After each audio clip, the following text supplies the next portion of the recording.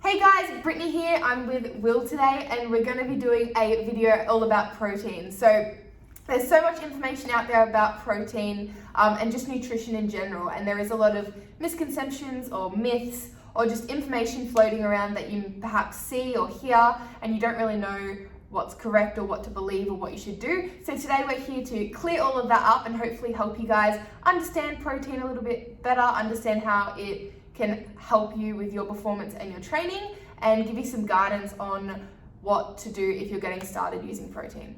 Beautiful, Brittney. And guys, don't forget, we're gonna be literally sharing a few small bits, nothing too far, that you can understand, observe, and apply.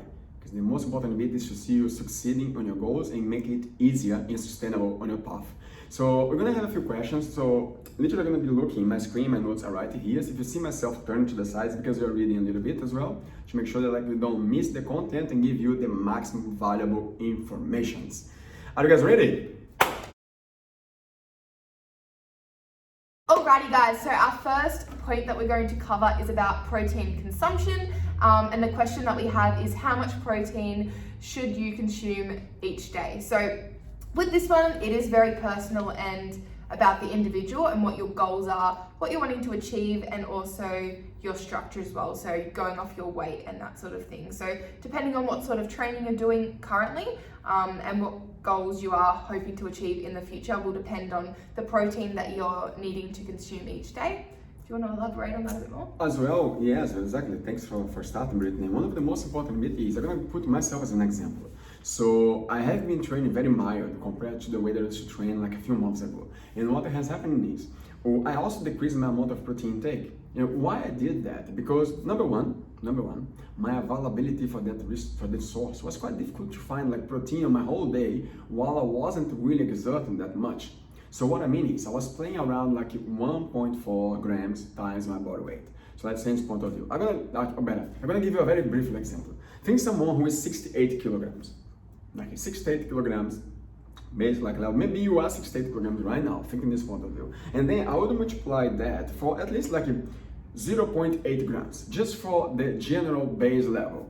It would be around 54 grams of protein for your day. And that is not difficult. Think this point of view. 54 grams of protein is not that difficult. Now let's think about implement a bit more. So I'm 68 kilograms, now I'm going to implement like 1 gram of protein per body weight. So now I'm talking about the same 1:1 ratio. I'm 68, I'm going to implement another 68 grams. And you may ask, Will, but I don't know how that looks like. Brittney, how many times have you been asked like, how much protein has in a chicken breast? Yeah, so that's a big thing I've seen. A lot of people either don't know at all or they're kind of under the misconception that kind of the gram of actually the protein is the amount of grams it has. So I've had people ask me or say to me, look, I consume 100 grams of protein a day. I have 100 grams of chicken breast with my dinner. That's my protein intake for the day.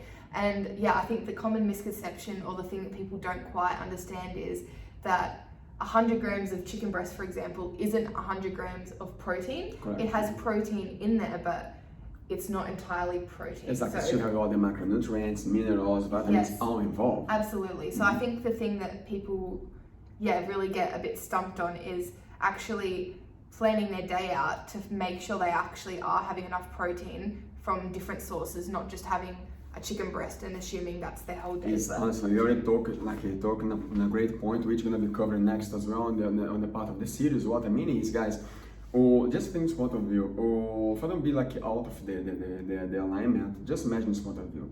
If you are training with just the general health purposes and you just train, let's say 1 to 3 times a week, that easily 45 minutes inside the gym or wherever you're training, just make sure that you don't need to overload. Just think briefly, anywhere in between 0.8 to 1.4 grams times your body weight is more than enough for that matter.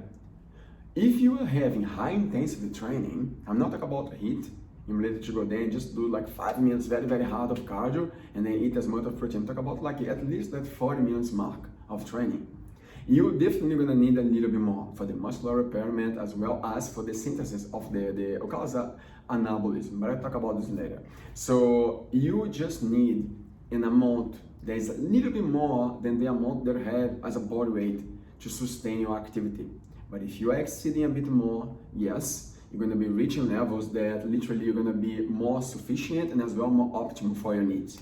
So I hope this does make sense and it don't make it too confusing, but listen carefully. If your training is 1 to 3 times a week, very mild, very gentle, very calm, literally play with yoga, with like Pilates and 1 day strength training, just stick with the 0.8 times body weight to start from. And if you don't have any issues, any source of condition that will be holding back, of course, by advice by a doctor or any sort of specialist, keep that level literally as your daily basic goals. Otherwise, just ask as well for an intervention for a dietitian that can go more specific with you as well towards your needs. I hope it helps. Brittney, what do you think? Awesome. Moving on to the next question. We'll see you soon.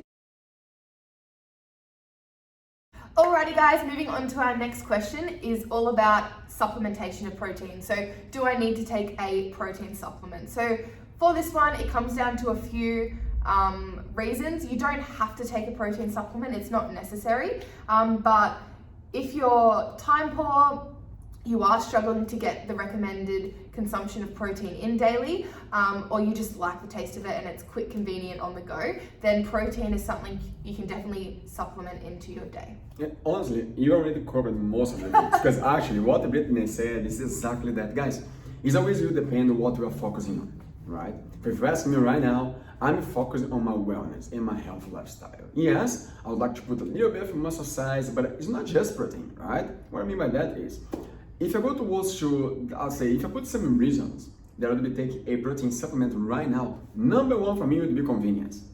Why I mean convenience? It's not that I don't practice what I preach, but while I'm running the practice, while we are like from practice to practice, literally for the whole day working, sometimes it's really, really difficult to have that time. Of course, it's all come back to manage your time better, but I'm gonna give a great example that I truly believe has happened with most of you. If you're listening right now, while you're at work, you may need to go a little bit over with the time on your work time. And then you say, I could not get my lunch today. So my time was really, really difficult. What can I do? Just don't eat at all? Maybe not. Maybe you can just take that nice like protein powder, make a smoothie and just drink it. So convenience is the number one. And of course, don't forget, that very busy lifetime can be reorganized. Exactly as Brittney shared before. And the hardest thing as well is there are some people that actually can be eating quite easily, and some other people that has really difficulty to eat. Some people doesn't like whole foods, literally whatsoever. You can try, you go there, you try, but it's still like that what can I say, that barrier in between. But at the same time, you need to bring nutrients to your body. You're not going to be surviving with supplements, as the name says, supplies. They supply your needs. But you're gonna bring exactly like what you need for that moment so your body can be optimal to then go to bed and sleep the most. Now, reason number 2 I would say as well is the appetite. So when I talk about the appetite is, as I spoke before, I'm trying to put some weight, right? Like I'm trying to put some weight, at least like 5 kilograms. I'm gonna put some number that I can achieve. So 5 kilograms and like my appetite has to be there to help me.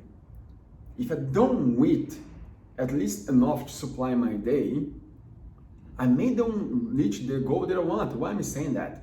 Imagine this point of view. You can survive without water. How many days? 2, 3 ish. You can survive without food, right? 28 days, 30 days. You can survive without bread. No, right? Literally, it's very short. But with food, as I have just said, you can survive without. So that's the thing that most of the time you may don't eat enough throughout the day, but your body is still reacting well on your survival mode. So just make sure that like by bringing enough, how can I say, enough protein, enough other macronutrients, number one rule, you need to remember this, we eat food. The nutrients, the macronutrients, you need to understand what they are in order to supply our performance and as well to be effective. Not just efficient, doing every day, but be able to enjoy the most of the day. And another reason I like to say as well is the flexibility that you have with the food that you are eating. Like in some days, like I say, okay, I can, as Brittney does often, I prepare my meals. Great. She prepares her meals, great, and then she comes to work, go to her training, and then she has her meal already organized. Not many people do it. And if you are the ones that also doesn't do that, just focus on the most important bit. How can I take that little time? Try to at least plan the meals from at least Sunday to Tuesday, at least 3 days.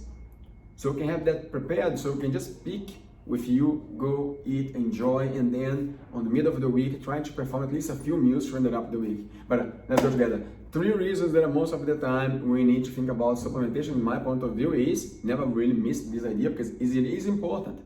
You don't have to, but it's important to help you. Reason number 1, convenience. Reason number 2, your appetite. Reason number 3 is literally your organization with the food time. Brittney, what do you think about it? I think it's great. I find protein powder, if I'm on the go, don't have time, or if I haven't prepared my meals, it's a great little snack just to have as well. So then you're not reaching, trying to find something, and then you end up going for that option that isn't as so preferred. So it's great to have, great for convenience, and it fills you up as well. So it's good. Alrighty guys, coming to you with our next question. So this one's a super short and sweet one, it's straight to the point. The question is, do I have to mix protein powder with water? So we've had lots of people say to us in the past that they don't like the taste of protein mixed with water, or yeah, that's pretty much the main reason why people ask. I don't like the taste. It tastes horrible. It's always the same talk, but yes, the taste is the not one. nice, but yeah, it's mainly to do with taste. So just a few simple solutions for that if you don't like the taste of protein powder with water. First thing is just reflect on what type of water. If you're just using like tap water, it's not very nice. It's usually room temperature and kind of tastes gross. But try it with cold water and even add some ice and blend it to start with. That's what I find makes it taste a bit better to start with. If that's not an option for you, you still don't like it, there are other options. I sometimes mix my protein with like almond milk, or I even mix it into like Greek yogurt. So that's even increasing the protein content even more, mixing a protein powder with Greek yogurt, and it tastes really yummy. It's nice and thick like a little dessert. So honestly, I'm already hungry right now. So, and what Brittney has said as well, or complement what she has just said, is related to the, of course, like the water is there for one reason, because when you mix with water, you have the pure protein for you. I understand the taste maybe is not the most important bit, but in the other side as well, let's think this point of view. Some people, probably, maybe you have heard before, okay, protein with milk is much better because you're gonna enhance the amount of protein in that serve, and you're gonna have like more protein per serve. That's great, that's cool, but we also remember that, guys, number 1 rule, I'm not gonna be here dictating about sugar or yes or no, but listen this carefully. Listen carefully. Imagine the protein powder being mixed with milk, and you don't know how comfortable you literally can tolerate lactose if it's milk, dairy. So you're probably gonna have like a sort of like upset stomach along the path. Can happen. yeah. And it's one of the reasons that many people just stop doing it with the milk, which is fine. But almond milk, coconut milk, there's so many other sources that you can mix with. And of course, beautiful smoothies, as Brittney said, the yogurt, that's amazing, a beautiful snack. And a beautiful smoothie that can enhance as well your day capacity, and you can really eat, how can I say, eat on the go, comfortably and happier and healthier. Alrighty guys, moving into our next one, it is what are the best sources of protein. So as Will is about to talk about, it does just come down to preference and what is best for you, what works best for your body, and what makes you feel the best as well. So Will will talk about it now, but as we said, mostly comes down to preference when we talk about best sources for this. 100%. And this is when I talk about the protein quality. The number 1 is the protein quality for one reason. Let's remember, some people look for that best brand, right? Because they trust in the brand, and as well, like they know that that brand brings like the best bioavailability, as we call, for that product, the protein, as we're talking about. So protein quality is one, but quality as well is referred to how or where that came from. Probably you have heard about, okay, let's think about the eggs, for example. So cage-free eggs and free-range eggs. So what have been heard about a lot, first things first, we just need to eat food, number 1. And then when you go towards the quality of the food, you think about, okay, maybe this one, I have that, let's say, 40 grams of an egg. How many proteins you have inside that egg? Ideally, it would be like 5 to 10 grams, something like that. Let's even 13, let's imagine this for 10 to 13 grams. But the thing is, if that egg, with all the processes, all the ABCs that we have nowadays, GMOs, all together, what happens is that amount of protein also declines. And you don't know exactly what you're looking at. But now it's already too far as a thought process, right? So let's make it simple. Protein quality goes for the one that you know has a good source and reliable, literally, how can I say, reviews. It's easy nowadays. I love Google for that. So now, ain't your best friend beside you as well to ask. Factor number 2, plant-based, let's say like plant-based versus animal protein-based. So they are different and must have difference. But you need to remember about one thing, like some people has allergies. As I spoke in the previous videos, like if you talk about milk-based protein, not everybody enjoys milk. I'm talking about like skim milk or even like full cream milk. Milk got lactose itself, right? You need to really find a way that it works, the one that works best for you. Number 2 is, okay, but which protein is literally the best? You have the whey protein, you have the casein, that depending related to what you understand about what the reaction that bring to the body, and as well how your training looks like. Protein is not something that you'll be buying every day, been drinking all the time. It's something that supplies your needs. So you play along the path. Now, if you want to go in that order, you'd also think about the milk protein, the blends. Is when you talk about the, how can I say in this point of view, Finn's point of view. We have the whey protein, we have the casein, which literally are great. We call it a slow digestive process and fast digestive process. Some of them digest very quickly, some of them digest very slow. If you would ask you like, okay, what is casein? Well, casein has been known by one source of protein, we call it the phenomenal protein. Because as soon as you go to bed, if you take like a little bit of casein before, it's gonna slow down the digestibility of it. So which means that throughout your sleeping time, you're not pump all the time. You are working at a very slow pace, which is good. Sustain your sleep patterns. Now, and of course as well hormonal productions, but it's another talk. Now, all the source of protein, animal proteins you can have, let's think about eggs, like I spoke about before. Easy peasy, you can get anywhere. How many eggs normally people eat? 2, 3, oh my god, I was sweet 20. Wow. So, but eggs, because it's easy and as well, of course, like can be more sustainable in the financial side of it. And it's food, it's real food as well. Imagine this point of view. What else? We talk about collagen, right? There's so many collagen, like you call it peptides nowadays. Those are the things that you see more towards to, how can I say, what is the number one nowadays that has been known as a great source of collagen or induction of production of collagen? Bone broth. Think about the broths. Not everybody likes it, I get it, but broths are there from any source. I'm vegetarian, I'm vegan. What can I find? I'm plant-based on that. What can I find? Could be mushroom broth. Could be the vegetable stock broth. There are broths from everywhere. Don't have to be just the animal-based all the time. So you can really play with the one that suits you best. And of course, the meat-based protein. There's a few controversies on top of it, because they used to say that, okay, that's going to be the revolution about your protein intake, because it's very powerful for the amount of ABC substrates, but not really, because they found as well that it's still like in researching, like they have found that actually there's not much absorption in related to the whey protein. Is actually very similar. So as the media goes, you need to just pay attention to one thing. What source of protein is the best? The one that sustains in your pocket, number one, because you know you can sustain that, and the other one that you understand that the source is reliable. Okay, and to end it up, going towards the plant-based side of it, we have the soy protein. They have complications in between related to the main amino acids and minerals that comes with it.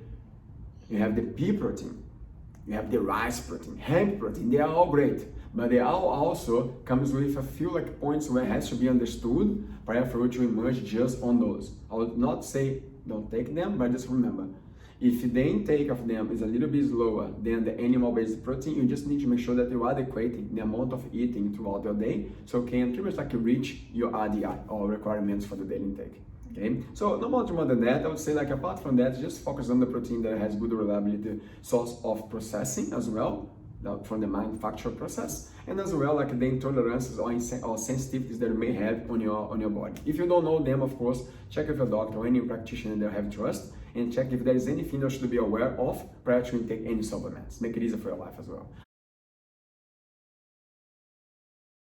Alrighty, moving on to our next question, and it is to do with when you should have your protein. So there is obviously a lot of talk out there that you need to have protein as soon as you finish training to get the most out of it.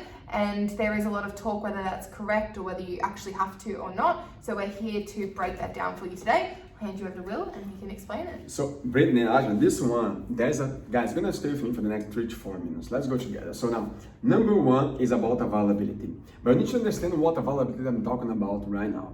Availability related to the source of food that you are bringing to your system. You know what I mean? As soon as you finish your training, Your body gonna be looking, you need to think at this point of view. I know you have heard so many things out there. Go with me, please. Brittney, let's go together. What we listen the most? As soon as you finish training, as soon as you drop the dumbbell, you must run. Run and get a protein shake and drink it. Or go to get your car, your bike, anything, get home and eat as quick as possible, because you have only 1 hour or 2 available in order to literally bring it to the body the most beneficial from the protein. Benefit from the protein. It's not really like that, but let's talk about this because it's important to know as well, guys. From this point of view, availability. If you are in training, number one thing, remember, I'm going to talk about the source of food to bring straight after. If I'm doing I'm doing push-ups, you are doing some squats right now. As soon as you finish, you're going to feel fatigued, right? As soon as you feel fatigued, your body going to say, I need more energy. Energy comes from one nutrient that calls a carbohydrate. Let's imagine this point of view, right? The first source of energy. So, if you finish training, that 40 minutes mark, 30 minutes, the training that literally could take your breath a little bit away, and you know you exert enough. So, and if it's guided even better, you're gonna need to replace like glycogen, which is not even the protein first. Listen carefully. You need to bring the energy levels first to your system, glycogen, aka carbohydrate, aka good sugars. There's so many names for it, right? After that, yes, you fit that window with good amino acids. Remember, protein is just a combination of a lot of amino acids. So amino acids are the main source behind of it. So what I mean by that is availability. The ways that you can improve availability are quite simple. Like when you think about like you finish the training, yes, you bring good glycogen, so energy, you're gonna include blood flow. You're gonna include the skeletal, or can I say, the capacity of your skeletal mass to absorb the energy needed for it then metabolize the protein and absorb it. Does it make sense? We can mix all together, of course you can. But it will depend, we can talk about this in another video, depending on a little ratio in between, okay, what is your goal and how much, let's say, carbohydrate and how much protein you should put on what calls a post-workout training. But it's all based not just after the training, it is before the training, during the training, and after the training as well. If you are fasting, there's so many paths. If you are not fasting, in the fasting state, there's so many paths that you can play with, but make it easier. As soon as you finish, get that nice, like simple carbohydrate, like fast absorbed, like carbohydrate. What could be that? Tell me, Brittney, one thing that could be a good absorption of carbohydrate after the training. I always have like a banana. Banana, simple like that, simple. Can be something else apart from banana? Of course, you choose your preference. I'm not gonna ask you to go there and eat like 10 brownies, but think about something simple. And then you have your protein. And by the way, do you know the 2 hours window? It doesn't make sense at all. It has been proven and showed that, yes, for the protein synthesis, you have 2 hours that are very crucial, but it extends to 2 days or even more. So the idea is, once you are providing the right food at the right time, that makes the total difference. So it's not just about the protein, there's so many other paths involved. Focus on the most important bit. Understand the nutrition by basically like this. I train, before my training, I ate something at least 1 to 2 hours before prior. During my training, if I don't have anything, just drink water. Just keep you hydrated, that's it. After the training, bring enough vitamins and minerals that are gonna supply what you have pretty much like exerted, as well as a good source of macronutrient, carbohydrate, and the protein mixed on it. Now, continue from that point, guys, what to eat. Right? We talk about the protein. We're also going to cover one thing, what to eat, right? So when you think about the what to eat, you can eat food. Don't forget that, as we spoke about in the previous videos, it's all about convenience. If you finish your training and you are going for a dinner, guess what? Finish your training, keep you hydrated, drink some water, enjoy that path. If it's going to be like in an hour time, go for your dinner, enjoy your dinner. Don't rush. But like my dinner, I want to have a beer. That's fine, eat food first. I want to drink some wine, eat food first. You finish the training, eat the food first. And then you start feeding what's gonna make you even better as a human and enjoy with your friends or family. That's fine. So, not here to dictate what you're gonna eat or not, but to give you clarity that like it's possible to eat well after a training and enjoy while keep enjoying what you wanna do the most afterward. So just make sure you prioritize what makes the difference. And the last one to finish it up is, which workout qualifies? Yes, if you are going for a nice walk around the neighborhood and that walk is very mild and takes you half an hour, you may not need any source of protein whatsoever. If you are going for a mild run around the block and you ended up feel like you could do another again, you may not need nothing apart from water. But if your training gets closer to 45 minutes to 1 hour or even more, you may start need to feed the body a bit more with good macronutrients. Okay?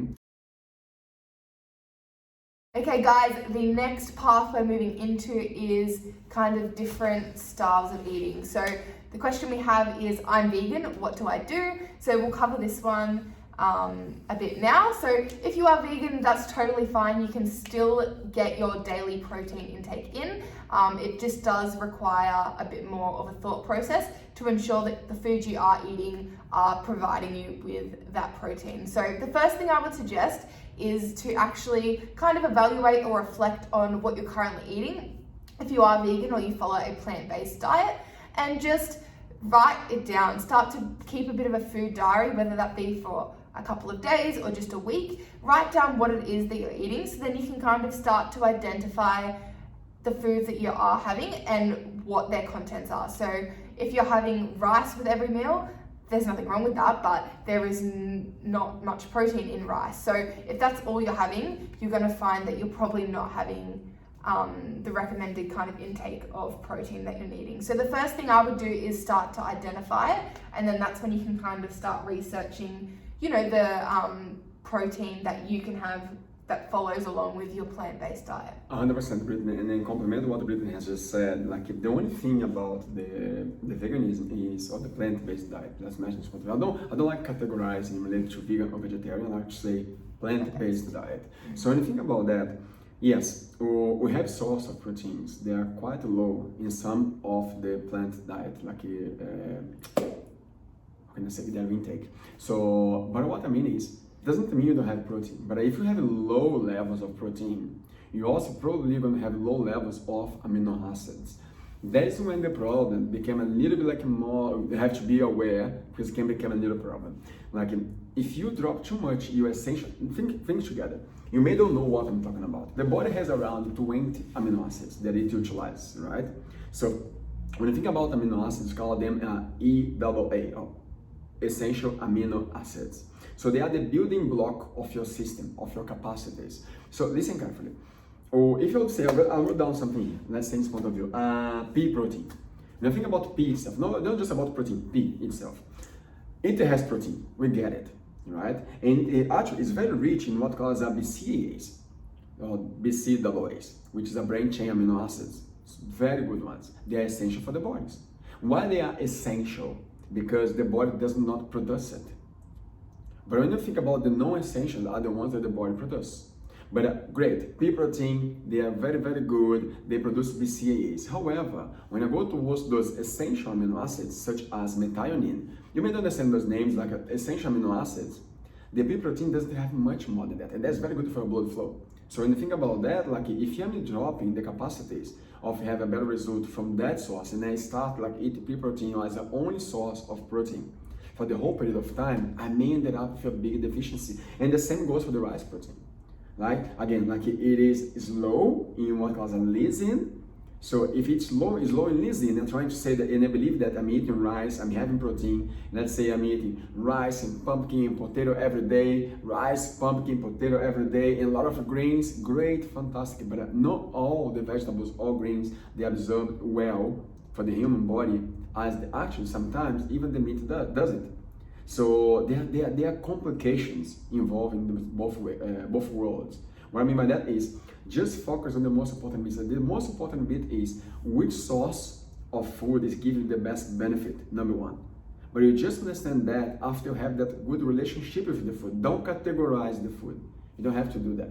Enjoy the food that you're eating. But if, as Brittney said, if you can write down at least a 3 days diary, it makes it way easier. Because as soon as you start writing down, you start seeing in front of you exactly what does look like or how your day looks like on your food intake. And you can literally understand, okay, great, I may need to implement a little bit more of protein in this source. And if you don't know what protein sources are, nowadays ways, even ask us. We can send you a list of what foods are classified as protein. And by the way, you can also send you, if you like, a list with what foods are, for example, high level of protein, medium level of protein, low level of protein. Makes it easier for you to understand as well that what you are consuming, if it's giving you the best benefit on top of it.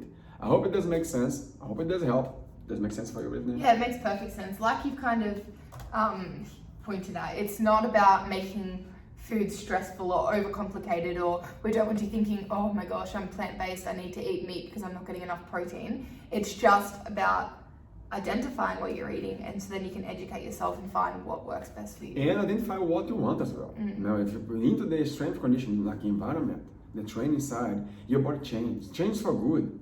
The body gets more aware of things that must be brought to be able to function well and as well sustain for longer.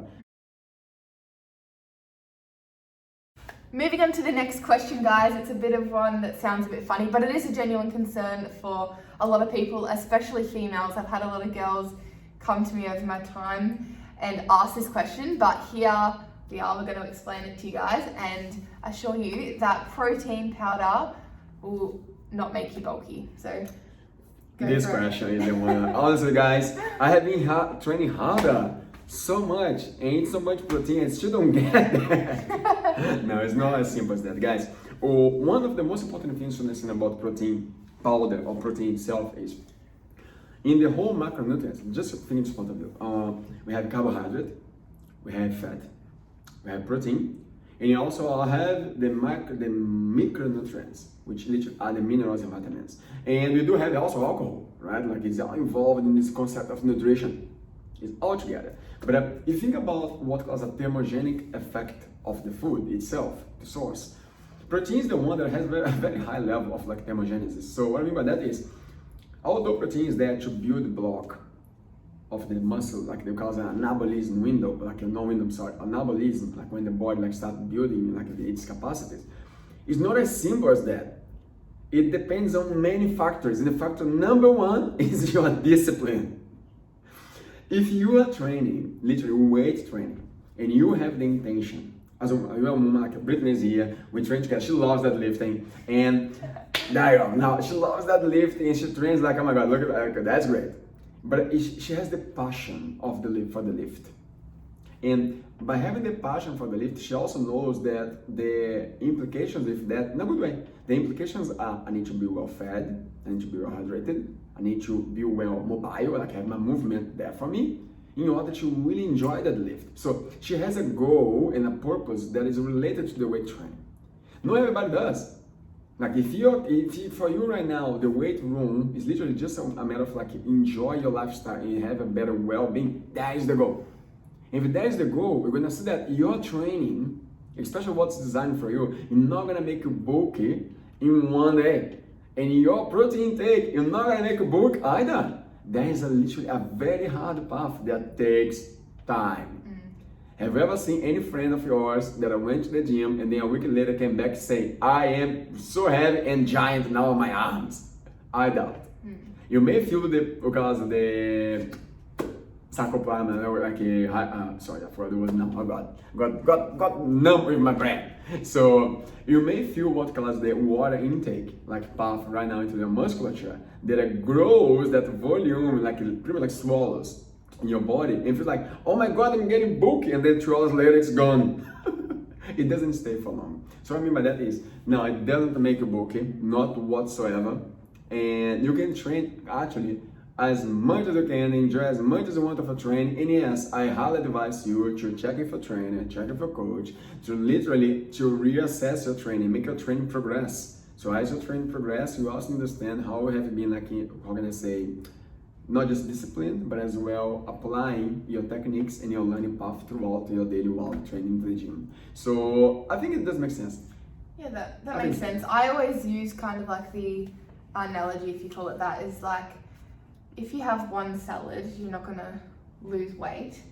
It's what you do consistently, and obviously the other actions as well. If you ate salad every day, but then you also ate like McDonald's every day and didn't exercise, just because you have that salad, it's not going to make you necessarily lose weight. So same thing with this. If you have protein every day, it's not going to necessarily make you bulky. It's everything else you do as well that contributes to things overall. It's not just from one factor, if that makes sense. So yeah. Exactly right. And one spoke about the thermogenic effect of the food. So just remember, protein has more effect on actually make you burn fat if possible. Righty, and we're almost wrapping up here today, guys. Just a couple more, and this one is very interesting. I know Will's super excited to answer it for you guys. The question is, can too much protein cause kidney damage? So whether you guys have heard this about or not, I know I've definitely heard it quite a few times before, that too much protein can cause damage to your kidneys and that sort of thing. So I'll hand it over to you. Go for it, explain, and clear the air. Here you go. I'm not the wisdom of Oz, but let's think together, guys. The same way that you heard about cholesterol. You think about cholesterol, what came about cholesterol? Don't eat eggs. Don't eat too much eggs because they have a high level of cholesterol. But the reason for this was because the study that was found cholesterol was based on eggs. So literally they found cholesterol, not just on egg eaters, but on an egg itself. So for that reason, the word cholesterol became quite like, how can I say, pleasurized, because they put anything related to an egg being related to induce the increase of cholesterol. But let's think about that concept turned into the kidney damage or failure, all the stuff with protein. There was a study that was made, like not even a study, I'm gonna use another example. Not long ago, there was an athlete that literally died. She died by the intake of protein, as was said on the media. Great, she was a bodybuilder athlete. What happened was, she also had a kidney, pretty much history issues. Though, listen carefully, if you have ever had kidney failure, or any source of condition, or renal condition, you're probably gonna put in a diet where they're gonna try to decrease the amount of protein, because protein is a combination of amino acids that release nitrogen. Just like long story short, like this, nitrogen is poison into your system once it's not well regulated by the kidney. So as the kidney get most of it to filter, like a filter, to then deliver that, the kidney, if it's a poor kidney with so many conditions, for example, when it's even the liver, if you see people who has like a very alcohol intake like a history, they have a poor function of the livers. So the livers, the pancreas, the kidney, they are all fragile. And if then you bring something that is needed for the kidney to process or metabolize, that is hard. Because now it's weak to do that, not strong enough, and then can be causing like a lot of serious problem. But listen carefully. And the same talk about this, there are research that also says that people on the low protein diet, even having kidney failure, they actually has been overcome the situation. But there is the data. There's the science, which I love the most too. But I think this point of view, can protein cause kidney damage? Hell no, once you don't have any kidney issues. Does it make sense? Never, it's like I always imagine, if I eat an egg, it's also protein, right? If I drink a cup of milk, it's also protein. So I'm not causing damage on my system because I'm taking that. However, yes, when I take a protein powder, because it's macronized, it's not the whole food itself, what happens is, my body, we're gonna literally identify that as a fast process. So you're gonna get that because I'm macronized. I'm gonna bring that to you. You're gonna try to be absorbed immediately. So that is when you're gonna go through your stomach, and like that process of digestibility goes a little bit faster. So in that matter, maybe your kidney is not prepared for that. So, but just if you have any source of kidney issues, don't be caught out into what people said about like don't take a protein because it's too much for your kidney. It's not really like that unless you have any source of kidney history. And if you have that, yes, go check with your doctor. Go check with the specialist that you have and make sure that like everything is aligned to you. But never hold yourself back for something that is not even related to you. So I hope it does make sense. Don't be scared. No one's gonna die. It's not like this. And I look forward. Actually, Brittney, sorry, do you have any input? I'm sorry about that. No. No? Okay, I'm just trying to get something. Go. I just definitely believe that the things you read or see or are told, definitely look for other opinions. Do your research, talk to people that you value what they have to say and you know that are highly educated before you make up your personal opinion. Exactly right. And this brings us to our last question of today, and it is all about the best protein powder. So when it comes down to protein powders and the brand and that sort of thing, there is obviously tremendous amounts of different brands. If you walk into a nutrition shop, you're kind of overloaded, and at times it's a bit almost Like a library. overwhelming. You've got so many in your face, and you kind of wonder, are they all the same or are they different, and that sort of thing. And at the end of the day, it just comes down to what you like, what you prefer, what's best for you, and the brand itself, if you kind of align with them. So we here at Bioactive, Will and Anna, they've spoken to a lot of different brands and tried different brands and that sort of thing, and they've come to kind of love a brand called True Protein, which we had the samples on our open day if you guys tried some of that. But there's a few big reasons why we've kind of decided to align ourselves with them and their products, and we'll explain them now and explain why that's important. So thank you, Brittney. And one of the main reasons is because you're trying to remember that, like, in the real life situation is different than the fantasy land situation. I would say that it's very easy to go there and eat like whole foods for the whole time, which is not really like that, as we spoke in the previous videos. And why am I saying that? You come to your training, you come straight from work, or sometimes you come from home, that's fine. So the availability of that source of nutrient for you is what matters the most for us. So True Protein was the one that we aligned with, because the material, the ingredients actually was all very well, researched, very well, reviewed as well. Because at the end of the day, if you go to the reviews, real reviews, not just the few reviews that you see sometimes, like real reviews, real in friendships. I asked friends who has used it before, like, how do you feel? It was amazing. My students loved it. So the availability is one of the most important needs for us, because we know how hard your life is out there. We will be emphasizing, actually educate as much as we can everybody to help into the guidance of how to eat the whole foods, because they must be consumed as supplements that you supply. But once you're here, I do understand that it's difficult for you to, during your training or after your training, be eating your meal while doing that. It's not even advised to do. So don't do that, please. So, but what I mean by that is, if you finish your training, you finish your training, as soon as you finish, you need to bring that meal to your system, because you know after that you're going for another meeting, or maybe you're not going to have your dinner anytime soon, and you want to eat something because you're hungry now, right? You have literally depleted energy. So the cool thing is, have that like a protein powder or any source of post-workout meal like available for you. That is fantastic, because you know you are sustaining pretty much like your energy levels throughout the day. And as well, depending on your goals, either weight gain, either weight loss, or wellness, the first wealth is your health, like the wealth of your health. So you have that availability for you. And a few bits I like to say the most about this as well, guys. If it's available, remember, either to increase the blood flow to the skeletal muscle that has been just utilized throughout training is the number one thing that I want to bring. So you sustain, you refuel your body with a good source of nutrients. And as well, of course, like to provide that what spoke in the previous videos, that amino acid, pretty much like a profile, they're going to help you with the good amount of, let's remember, energy, glucose, next, protein, and even more the essential amino acids that we spoke about for the whole time. Those amino acids that your body do not produce and you must bring in. I know you have heard it before, if the body doesn't produce, it should never come in. It's not really how science works when you start exploring your body into a training concept. It's not a bad thing, it's an amazing thing. It's the reason that, like, literally, you don't go to the dojo, you don't go to the gyms, just like as a hobby, became a lifestyle. It is a path that will make us better every single day and enhance our capacities for life.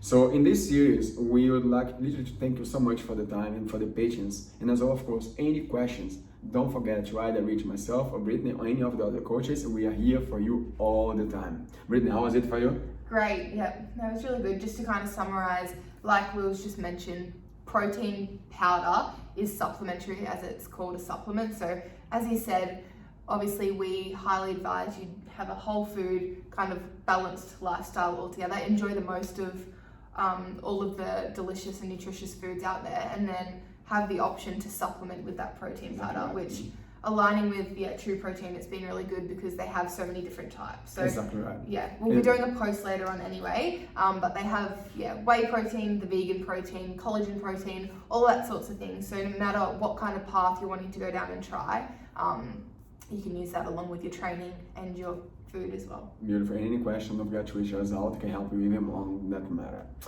We look forward to see you at the dojo training. See you soon.